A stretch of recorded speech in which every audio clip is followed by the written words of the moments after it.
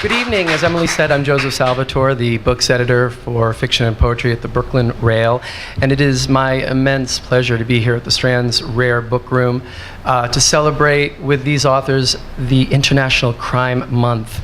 We'll talk a little bit more this evening about what exactly we mean by international crime, and hear a little bit about the books that are coming out recently in that genre. To kick us off, we're going to hear from the authors this evening. They'll read for about 5 minutes from their work just to give a little flavor of what they're doing. And after that, we'll engage in some conversation. Be thinking of questions. We'll devote about the last 10 minutes perhaps to some audience Q&A, so if there's something you may want to ask the authors, maybe be thinking of that right now. Our first reader this evening is Daniel Levine. His debut novel, Hyde, was a New York Times editor's choice pick. Hyde retraces the classic story of Stevenson's Dr. Jekyll and Mr. Hyde from the perspective of the monster. And we'll hear from Daniel reading from Hyde this evening. Let's hear for Daniel Levine.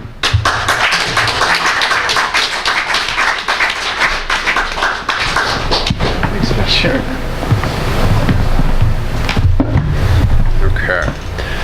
I'm going to read a section relatively near the beginning. This is Hyde's kind of just getting himself set up, basically. He's been relatively recently revived by Dr. Jekyll via his famous potion. And he's getting his life together. Jekyll has given him some money, and he's... well, you'll see.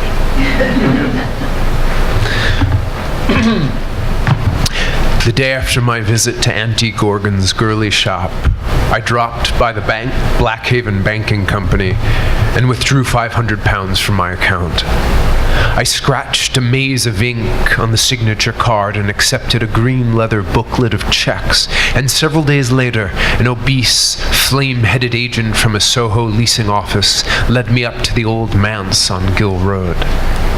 The house looked dark and run down in its sunken recess between its neighbors, like a book pushed in deeper than the others on a shelf.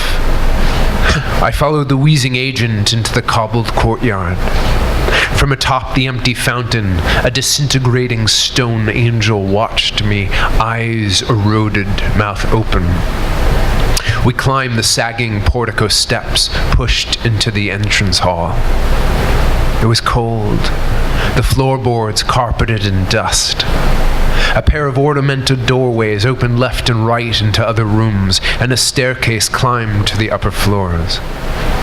The oddest feeling was creeping over me, as if I had been here before, lived here in another life, one I'd forgotten.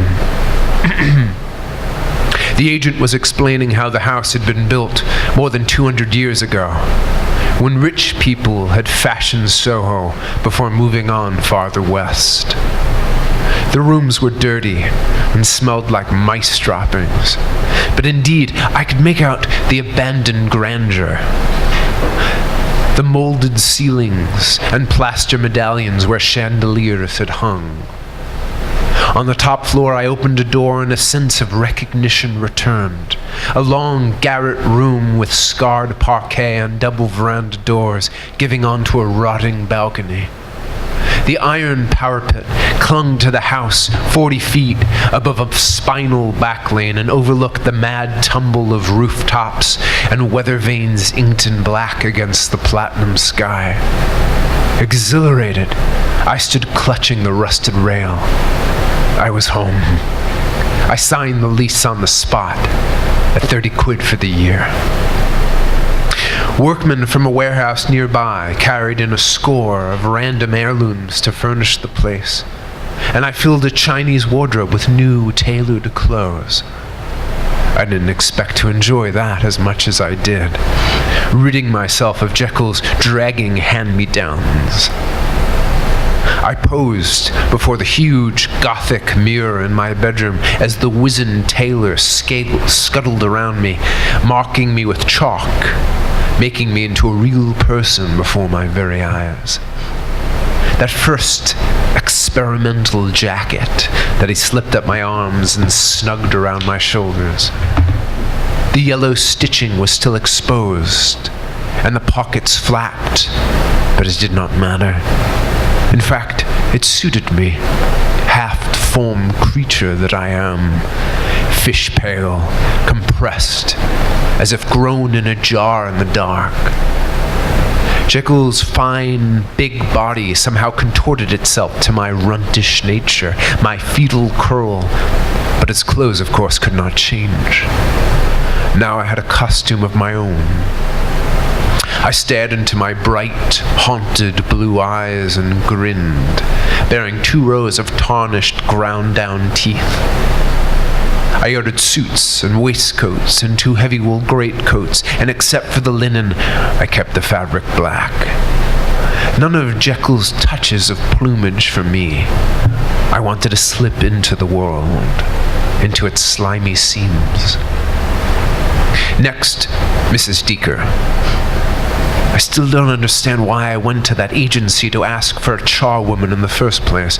Yet one day, she appeared on my porch, and her black frock ringed with feathers at the neck like a vulture. She looked about 70, with silver hair and ice-gray eyes and a tiny stained smile. Her upper spine was stooped, so she had to crane her neck to peer up at me, but she tipped a dignified nod and said, "Master," in her precise, whispery voice. Years ago, in her prime, she must have been a fashionable lady. She fit the house perfectly, I had to admit.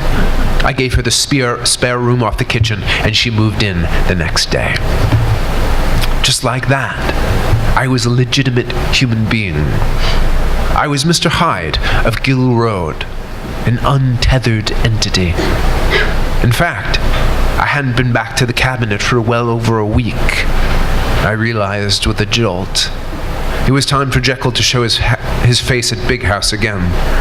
After midnight, I returned to the Castle Street door with one of my new suits bundled under my arm and proudly hung it in the wardrobe alongside Jekyll's. In the millward box, the second syringe lay loaded with the transparent, ever-reliable serum. As I took it up by the steel loops, I deliberately did not look at father. At the far end, those eyes looking at me askance, always watching. Thank you.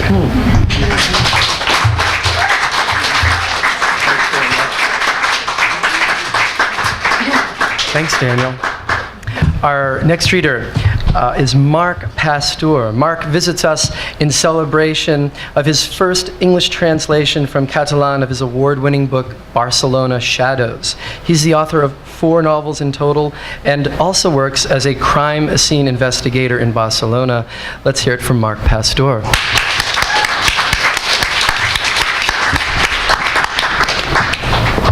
Hi, good evening. I'm going to read the beginning of the book, so there are no spoilers, don't worry. And it's the introduction of the voice who's going to be with you the whole book.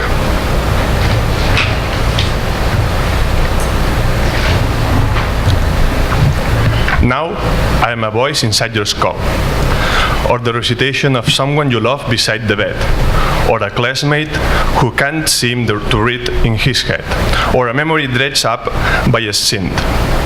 I am man, I am woman, I am wind and paper, I am a traveler, a hunter and a gentle nursemaid. Oh, the irony. Who serves you the dinner and pleasures you, who beats you up and who listens to you. I'm the drink that burns your throat, the rain that soaks you through the bones, the reflection of the night in a window and the cry of a baby before suckling. I am everything and I can be everywhere. I behave more like a man, if behave is the appropriate word, than like a woman. And I am referred to across cultures by many different names. The Dark Angel, the Inexorable One. I particularly like that one. It's from 1001 Nights, and I find it quite poetic. But all the Romance languages can describe me in the feminine. That has a pretty logical explanation thought. Women are the essence of the species, the beginning of it all. Women give life. You are the opposite of everything I represent. We are two ends of the rope. I don't hate you. I have no feelings, merely curiosity. But I am not like you. I'm more of a man, destructive. Men only know how to annihilate, negate, in all possible senses, to dominate and to kill. But without men, there would be no babies.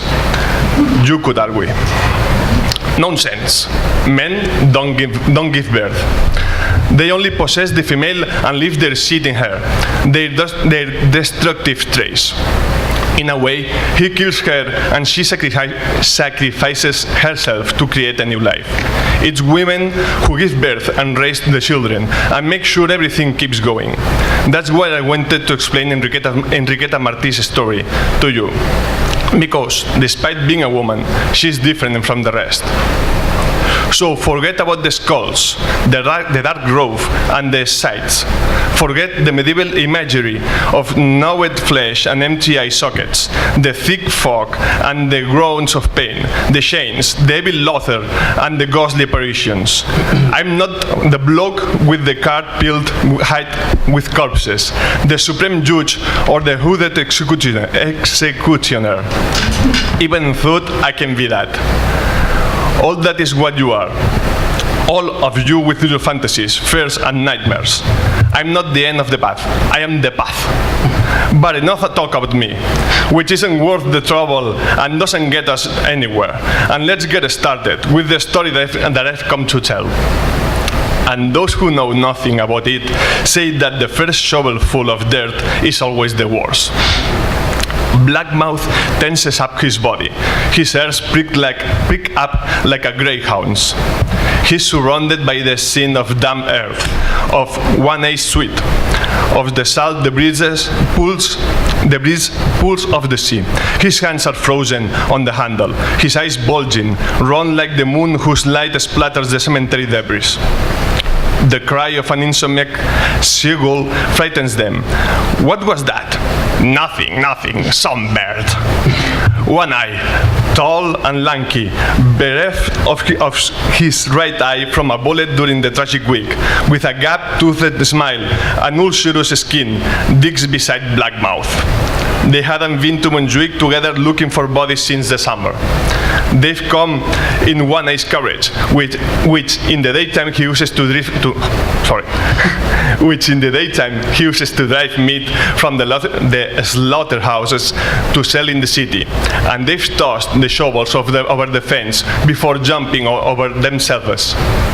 A single oil lamp sun is visible from any point on the peak, so they don't light it until they're shielded by the forest of funeral sculptures. Don't want to get caught by the night watchmen or the coopers, or island. Oops, sorry, that's my worst English ever. I don't know. It's like a robot and reading. I'm sorry. You know HAL 9000. It's HAL 9000 reading a book.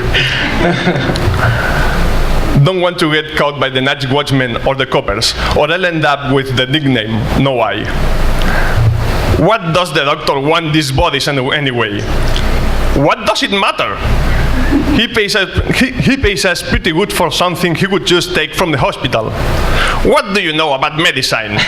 So let everybody do their own job. The doctor can do his doctoring and will stick to carting off crates. The hole grows deep. The pair of two-bit thief?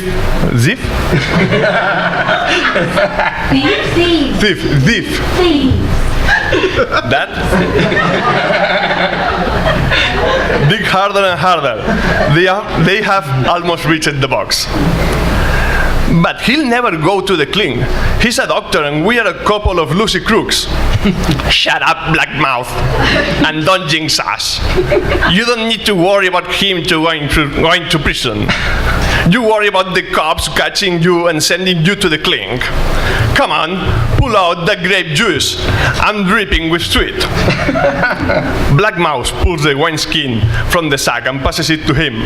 When he gets it back, he takes a sip.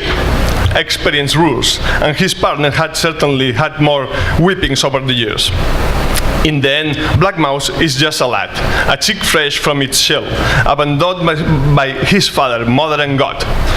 With no money, eking it out in a pigeon loft of June Street, eating when he can or when he robs, which usually amounts to the same thing.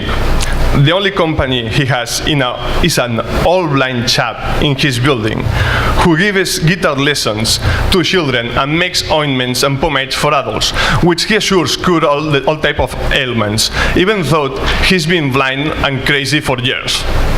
Leon Domenic is his name, and he never complains when one of the pigeons goes missing. Why do they call you Black Mouth, lad? He asked him once, unable to see his teeth stained with dried blood and the dirty feather in his hair. Hurry up, we are almost done and the sun's coming up. Like galley slaves, they focus on their shovels, silent for a quite long while. A thump tells them they've hit wood. They wipe the dirt off the surface and search for the nails. Black Mouth pulls two out with his fingernails, blood in his hands. One eye works the slit between the lid and the coffin with the shovel blade. Crack! Splinters. The door is halfway open. Black Mouth gets excited and lifts it up. He can't hold back an horrified scream. Shit! Mutters One Eye. Is this the one we came for? Yeah! He unfolds a small piece of paper he'd been carrying in his pocket. Have a look for yourself. I can read. It's a map. Standing with the headless corpse between his legs, Bloodmouth declares, whoever this is, he didn't die of fevers. One Eye comes out of the hole and rests his chin on the shovel handle. He closes his eyes. He's thinking, the doctor's not going to want that. Blackmouth. Oh, sorry. You can clap. Try me. Thank you. One Eye isn't in the mood for jokes. It's not even fresh. Look at all those worms.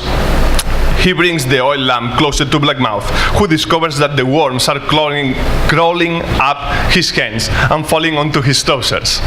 Some of them are making their way into his shoes. Well, I want to explain. I've seen that.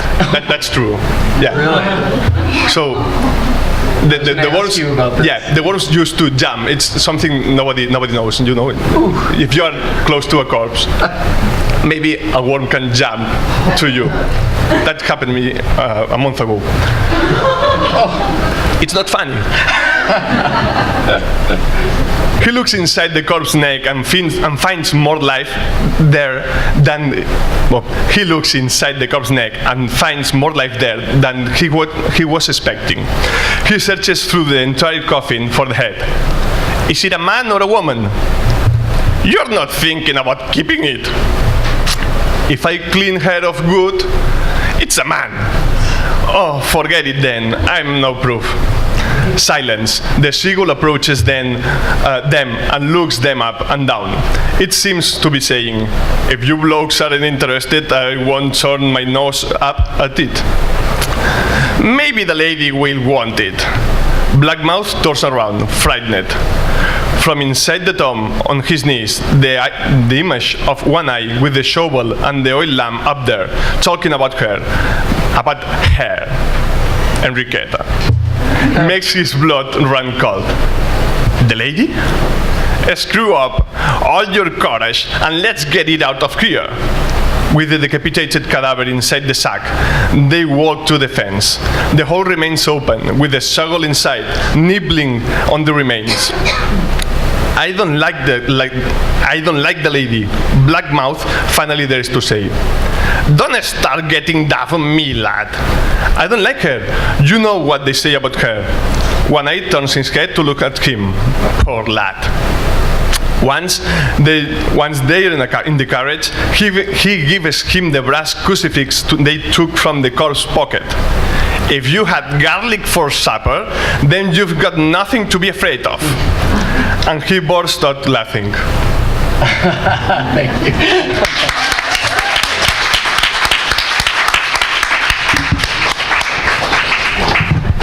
Thank you so much.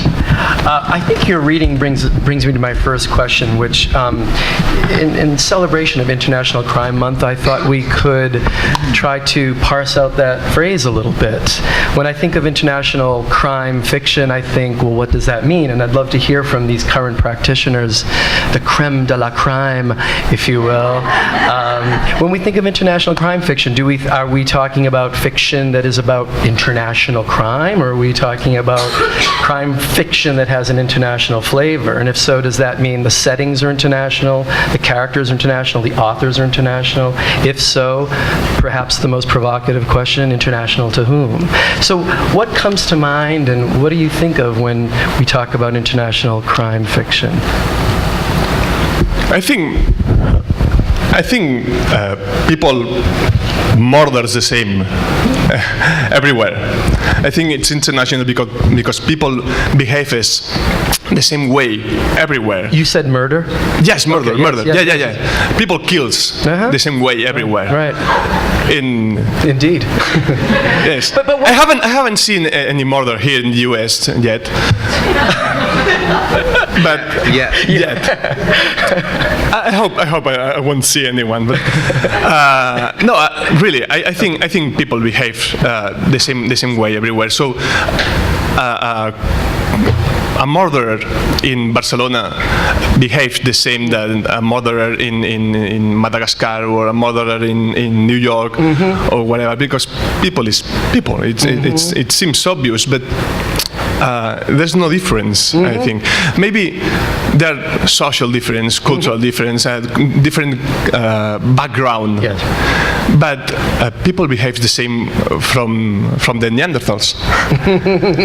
And I think that's what makes international. What makes that you can read Henning Mankell or Camilleri or John Connolly or Daniel or whoever, and you can understand the acts and the murderers. Let me press you on that before Daniel comes in and say, so if the murders are all the same cross-culturally, then maybe we're going to have to move towards the genre in a moment and think about, for instance, what makes the murders, let's say, in The Great Gatsby or Lolita or Of Mice and Men or of Beloved any different from the murders in Barcelona Shadows or Hyde by Daniel Levine? I don't think they are different. They kill for sex and power. Motivation. And yes, and sex and power, and sometimes it's the same. I think it's very easy. People only kills for those reasons. Maybe some variations, but it's sex and power. At least it's my experience. Every murder I've seen, every murder I've written about, it's sex and power, and it's everywhere the same, I think. What do you think, Daniel? I mean, it's interesting you said that. I was thinking the same thing. Ultimately, that human depravity is universal, in the sense that crimes aren't specific to a particular country or a particular nationality. They're just, it's of a human nature, and humans are the only animals that are capable of depravity in particular, and are capable of murder as opposed to killing. Humans and politicians. I didn't, but you did. But it's interesting that you say that it all boils down to sex and power, because in a way those are very kind of rational motives. Or, well, sex is, I suppose, an irrational motive, and you can say even power becomes irrational. But your character, Enriqueta, is a monster. She's kind of beyond sex and power. She's just kind of an evil individual. And I think that's an interesting distinction too. This between people who kill each other because they're desperate or because they need money or because they're power hungry, and people who kill each other because there's a genuine trace of evil in them, and that's something that interests me too. And people have been asking me that too, about Jekyll and Hyde in particular. Like, do you believe in evil? But evil is power.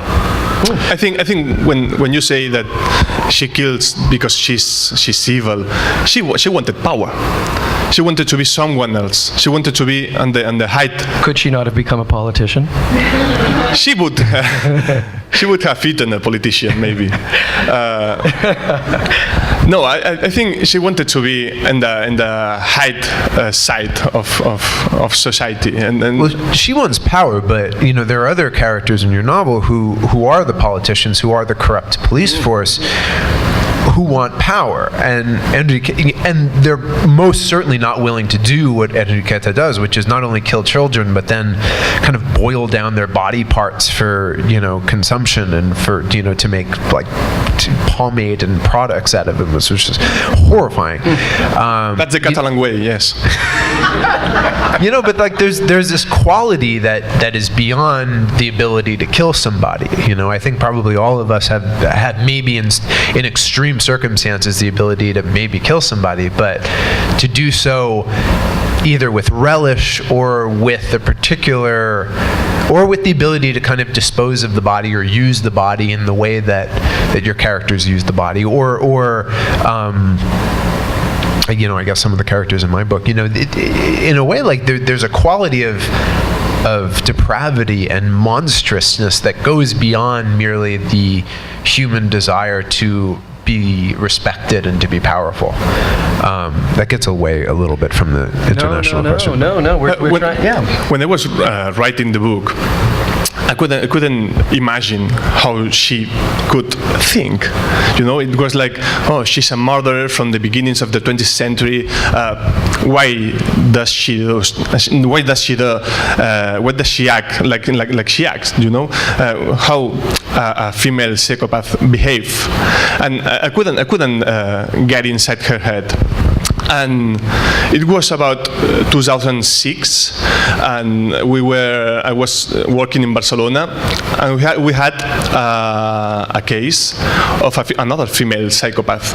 It's very weird that psychopaths are mostly men, about 98%, and it's very weird that we had a female psychopath in the beginnings of the 20th century, and 100 years later, we have another one.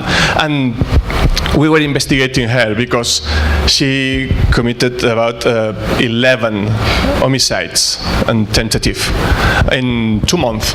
Were they children? Were they adults? No, they were elder women. But it was the same, because Enriqueta was abducting and killing children who are innocent and naive, and the psychopath we were chasing were naive too, were innocent, because they were elder women. They didn't have protection, and we were chasing her. And it was while I was writing the book, so I felt that I was chasing Enriqueta 100 years after Enriqueta was killing in Barcelona, and I couldn't get inside Enriqueta's mind, but I could get inside the psychopath I was chasing. So we finally arrested her. It was, I can tell you, it was the worst time ever in my job, because in those 2 months I was with a cell phone night and day, 24 hours a day. They were ringing like, okay, she killed again, and it was a fight against the clock.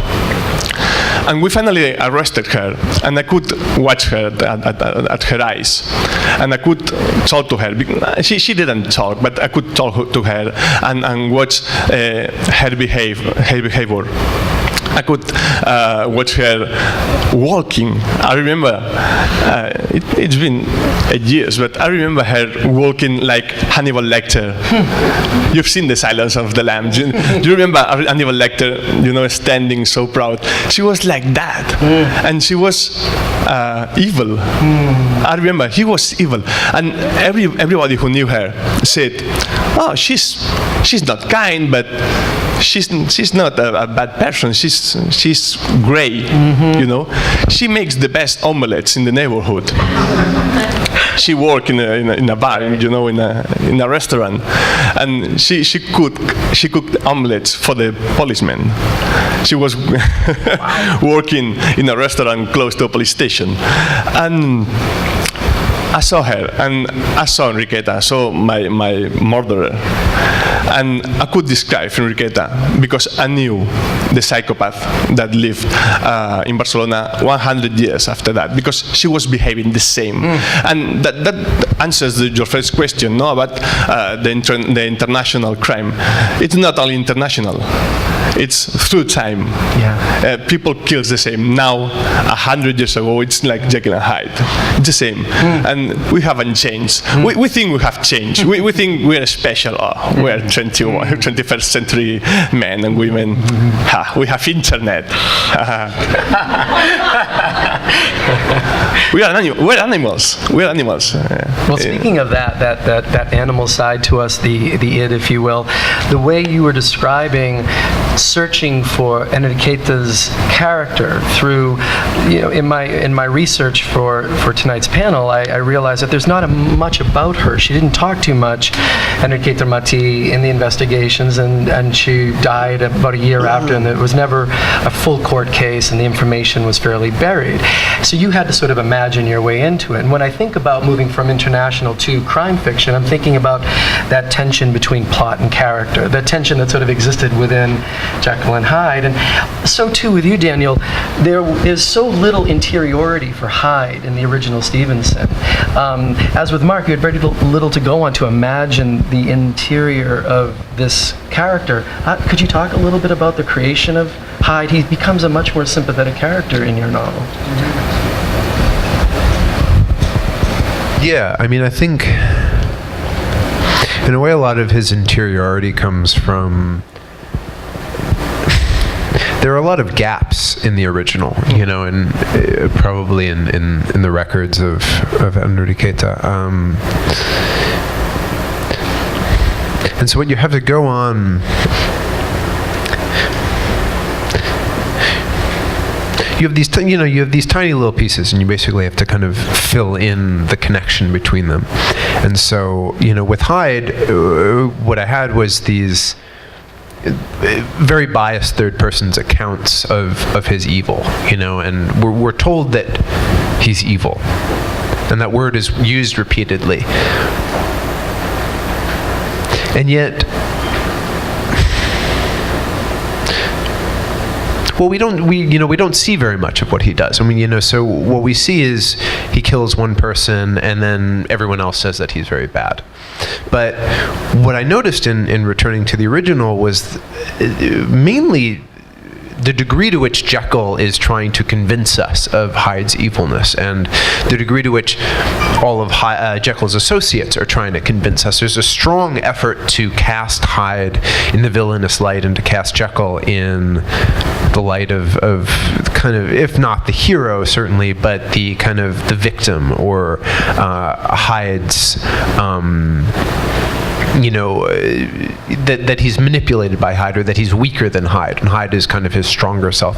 When in fact it seemed to be the opposite, that Jekyll was the one controlling the whole situation. He was manipulating the situation, and moreover, he was manipulating the situation to the degree that to his own destruction. The novel is or the novella is a story of self-annihilation, and I think this is the case probably with a lot of psychopaths, or a lot of people who kind of suffer from this schism is that they want to destroy themselves. They want to be caught. And so Jekyll is that aspect that is driving himself to destruction, and Hyde is the mechanism of his annihilation. And so Hyde actually emerges in that way as a tool. You know, he's Jekyll's, you know, he's Jekyll's whipping boy, but he's also Jekyll's kind of whip, you know, in the way that he kind of lashes himself. And so from that, you know, emerges a very definite, vulnerable, used and manipulated personality that I think lent a lot of humanity to my creation of him. You know, in both cases, you are filling in, as you said, the blanks, connecting the dots, creating a much larger story from the events that occurred. Both of you had to work with a kind of previously narrated circumstance. Let me start with you, Daniel, and ask why the creation of Hyde that you just described is almost an act of generosity. Why were you so interested in showing us that side of the Stevenson? What was your interest in humanizing Hyde? I mean, I think storytelling comes out of an urge to tell the story that's dying to be told. You know, in a way, you don't want to tell the obvious story. You know, everyone knows the obvious story. You want to tell that kind of underlying story. That's why we tell stories, I think, because there's this kind of this impulse that's dying to be given voice to, and Hyde is certainly that impulse. You know, he's very deliberately denied a voice, and his story is denied to us, and in a way, thus he's got masking tape over his mouth. He's silenced, and there's a sympathetic quality just in that.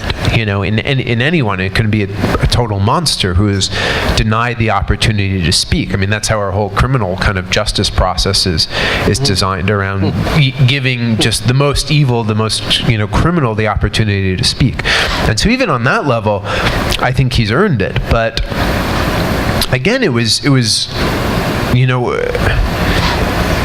that Jekyll is such a, he's so strong in his defense of himself, and he's, you know, he doth protest so much that it makes you very suspicious of him, and it makes you very wary of the story he's telling. And what we're left with 130 years later is just Jekyll's story, and that's what everyone believes. Oh, Hyde's the bad guy and Jekyll's the good guy, and it's not even a matter of interpretation. You look at the story, and Jekyll is so definitively not the good guy. You know, that it kind of inspires that urge to dig a little deeper and to tell that story that is very carefully not being told by everyone who's on Jekyll's side. Willful act of denial on the part of Jekyll. So, Marc, with the circumstances that you write about, it takes place in Barcelona at the beginning of the 20th century. You're from Barcelona, but you're also a crime scene investigator. What was more pulling on you to visit this material and dramatize it?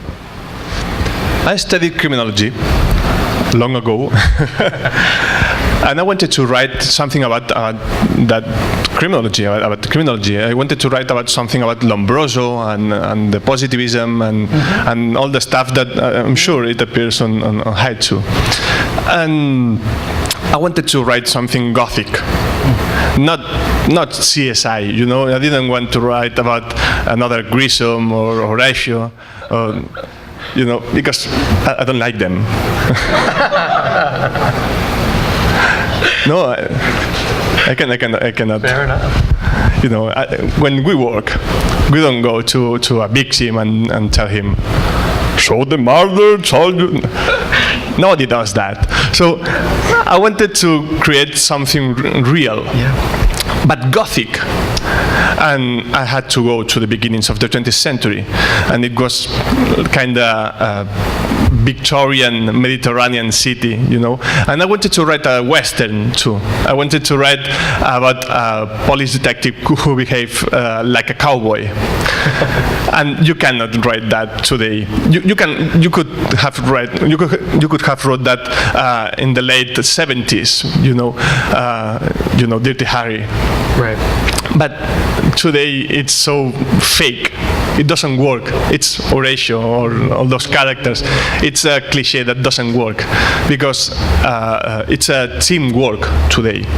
It's not, you know, the lonely wolf who goes and fights against the bad guys. It's not like that.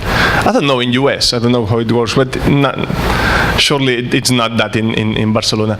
So I had the criminology stuff. I had the cowboy western story, and I had to find a plot. And I discovered Enriqueta's story in the radio, on a radio show, very gruesome, very creepy. Mm-hmm. You know, it was, I think it was 10 years ago when I was listening to the radio by night, and the man was saying something like, "Today we're talking about the vampire of Barcelona." That's right. And I said, "Wow, I'm a police detective and I don't know a vampire. I'm a very bad police detective." And he was like, "The woman who abducted children and killed them for rich people." And it was, it's quite interesting story. I had to know more about that. And I began to research, just for curiosity, just for me, not for writing, not a professional research. It was like, you weren't. Did it seem to be a novel potential at that point? No. For you? You're just interested in the subject. Just interested because there's a vampire in my city and I don't know it. And I began the research and it was fascinating. I began discovering a lot of things about my own city that I didn't know. Everybody knows Gaudí. Who doesn't know Gaudí? Everybody knows about those buildings and the beautiful Barcelona and the modernism, but nobody knows about the dark Barcelona. And I wanted to unbury that. You know, I wanted to unearth that. And when I discovered the characters, I discovered the real characters, the real names in that story, I said, I gotta write about this. And the way I write is, I'm inspired by my job, of course. I'm inspired by the real cases, but I don't want to write about real cases. I don't want to. I'm a specialist in rapes. I've been sketching, making police sketch for 9 years of victims of rapes. And I don't want to write about those victims because I know it hurts. You know, if I write about a rape, about a murder, I know there are victims who are suffering, who I would be taking benefit of that, you know. So I get inspiration from the reactions of the victims, the reactions of the murderers or rapers. I get inspiration on some crime scenes, but I don't want to write about exactly those crime scenes, exactly those cases. So I disguise it, and I take it back to the past. And I'm writing about Enriqueta, yes, but I'm not writing the exactly case of Enriqueta. I'm writing the case of Enriqueta with my own experiences. And when you read the book and you read that some character says, I heard about a story, that story is true. Or I knew about a man that man really exists in my own experience, in my own cases. But I like to get it back to past because it's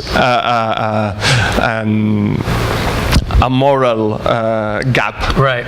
Well, I mean, we started talking about international, we covered crime, and now imagining into these stories, we start to get closer to the fiction. And these are two very rich novels of the imagination. I want to save a little bit of time to hear if there's any questions from the audience at the remaining time. I'd love to open it up to see if any of you want to ask either Daniel or Marc a question or two. Can you bring a microphone to you? Microphone is coming to the back there. Can you pass this that way, please? Hi, this is for both of you. Just in general, is there any particular subject matter in mystery or crime that hasn't been extensively covered that you would like to see? Or that you're working on now? A subject matter that you would like to see extensively covered? No, that hasn't been extensively covered A yet. subject That matter should that be. has not been covered extensively that you would like to explore. You first. What's next? Well, you and I were talking about this actually beforehand. I've been researching a lot about human origins and Neanderthals in particular. And I don't know, I think there's a correlation in the sense that, like Hyde, Neanderthals have kind of, they've developed a reputation. Most of us think of them as primitive, as, as stupid, as a failed kind of human experiment. Or we have Jane Aull's Clan of the Cave Bear, which is wonderful, but it was written, in the 70s, and we knew very, very little about paleoanthropology in the 70s, and it was largely kind of invented and not terribly accurate when you look at it. So I've been interested in writing a novel about Neanderthals, both about the way they lived and then kind of the anthropology of them, and then maybe looking forward into kind of a Neanderthal genome project, which is kind of where we're going. So, what's interesting is I feel like not fiction about humans stops maybe at I don't know, Jesus' time or the Romans. We don't go much before that. Mary Renaud wrote about the Greeks.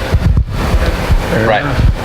But, 5,000 years ago, 10,000 years ago, 20,000 years ago, 30,000 years ago, we don't really go into that. That's very dark territory. And it's so interesting and it's so rich. And those were like human beings. They were still more or less like us. Yeah, that was what I was trying to say. What are you saying? Yeah, minus the internet. Yeah. Well, I like mixing genres, so that's mystery, crime fiction, Western, Gothic, creepy story. But I like writing science fiction. I wrote a book about time travel, and I think if you're interested in crime fiction, I think I'm gonna write a book about yakuzas in yakuzas in Barcelona. I had an experience with a yakuza, but it wasn't in Barcelona. It was in Tokyo. I wasn't carrying my weapon, so it was hard. No, I like to know more about yakuzas and the Japanese killers without fingers and not all the stuff. And maybe they behave like Neanderthals sometimes. And It's a little more precise, I think. yeah, with more tattoos, maybe. But I'm interested in those in that territory, and I'm gonna make a mix of crime fiction with yakuzas, and one of the characters of Barcelona Shadows, the Juan Malsano, the mate of the inspector. Yeah, it's one of the main characters. Yep. Is gonna be the main character of that novel of yakuzas in Barcelona. I like mixing something weird. This isn't the start of a series. It's not a series, but all my books are connected anyway. There are connections among them all, characters, scenarios, ideas. There are links. Do we have time for one more? Yeah, we can do it. Okay, great. I'm struck by the way both of you situate your novels in very problematic historical and social periods. So your novel is situated in 1911.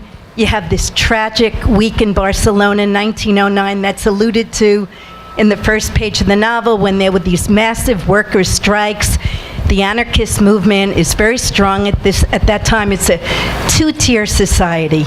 You and Hyde deal with the 1880s, this whole child prostitution ring that was not very well known about in this period. So the challenge that both of you have of meshing the bigger historical picture with a very plot-driven kind of, or character-driven narrative, where the character is obviously enmeshed in this, but the broader national perspective takes second place. So kind of the challenge of juggling these two realms would be my question. How to manage that? I like that. That's an interesting question. I like that the scenario and the city. I like it to be another character in my books. Especially in Barcelona Shadows, Barcelona runs in parallel with Enriqueta. It's the same character. Enriqueta is Barcelona, and Barcelona is Enriqueta. She's dark by night and shiny and bright by day. And it's that bipolarity, it's the same in Enriqueta and Barcelona. And so Barcelona, it's important. I love that the name, the title of the book in English, it's Barcelona Shadows, because in Catalan, the original Catalan, it's called La Maladona, it's the evil woman. You can see Enriqueta here. Well, you have to look like this, but Enriqueta is in the cover of the Catalan edition. That you can have it if you want to see. And I like that the title is Barcelona Shadows, because Barcelona is the main character of this book, not only Enriqueta. And the Barcelona of the tragic week, the Barcelona with the anarchists shooting in the streets, the Barcelona of the recruiting soldiers to go to the war of Morocco, and that's the Barcelona of Enriqueta. That's where she moved, because that's where she belongs, And I like it's so merged that you cannot tear them apart. You cannot tear Enriqueta apart from Barcelona, and it's very, very important. I've been talking to Daniel before about researching, and you cannot stop when you begin the documentation to writing a novel. And there's a moment, there's a point you have to stop, because you are in that wall. You're diving in that wall, and you have to finally soar and breathe and say, okay, stop and let's write, because you would never get outside again. Yeah, I mean, I think that's a similarity between our books in the sense that certainly, 1880s London is suffering from a Jekyll Hyde syndrome, in the sense that it has this very strong element of hypocrisy. You have the highly formalized, highly kind of, decorated upper class society promenading around in their top coats and their top hats and their tailcoats rather, and then you have this extremely, marginalized and poor and repressed and population, which is lacking opportunities, and also which is like kind of preyed upon by the rich, and so the novel was an opportunity, I think, to talk about London at that time period and to use the Jekyll Hyde metaphor as a means of talking about the very basic hypocrisy of the Victorian time period. But at the same time, it's not a history book, and you don't want it to be a history lesson. You don't want it to be didactic or overly kind of filled with its own research. And that's, I think that's an important part, is knowing when to stop, and also knowing how to let that be in the background and not be like, look how smart I am, look how many books I read, focus on the human drama, and I think that always has to take center stage. And as we've been talking about, I think the universality of the human drama allows you to write about that, whether it takes place, 130 years ago or not, but it should be in the background ultimately. And also, there's something I hate about historical books, historical novels. It's the Wikipedia disease. I think everybody of you know what is it. When you read and you find 2 pages of Barcelona in the beginnings of the 20th century. Barcelona was a dark city. Blah blah blah blah blah. 2 pages of Wikipedia, and I really hate that. Yeah. There was a question back there. Last question now. Last question? Yeah. I thought it was very interesting when you mentioned these crimes were so exceptional and unusual in terms of human depravity. But yet when we look back at World War II and Germany, millions of people were reduced to lanterns. Their skin was turned to lampshades. Their bodies were turned to soap by the Nazis. When you look at the killing fields of Cambodia and the millions murdered by Mao and in Russia in political purges, I fear that this depravity is not isolated or is not so unique, and you seem to have a brighter view of the human psyche than I do.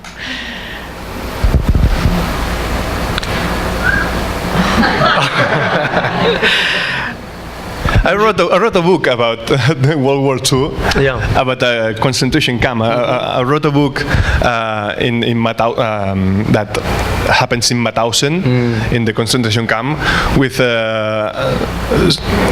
this very it's obvious to say it's a very dramatic story, and Cambodia camps and all the stuff. I think you cannot put in a balance, the horror. Yeah. I think it's one victim, 1 million victims or whatever. You cannot put in a balance. I think the suffering for the individual is.